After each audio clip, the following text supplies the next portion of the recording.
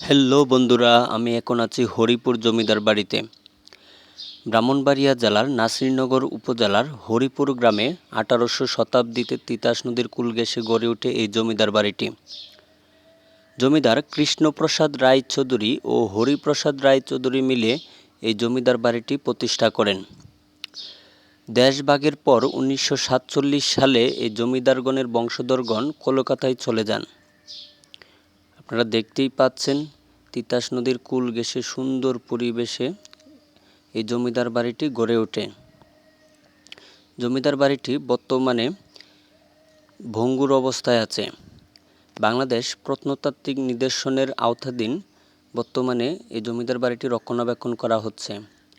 আমরা দেখতে পাচ্ছি একটি নোটিশ বিজ্ঞপ্তি, এখানে যারা পর্যটক ঘুরতে আসবেন তাদের জন্য আচরণবিধি। এই গেট হলো জমিদার বাড়িতে প্রবেশের মূল ফটক।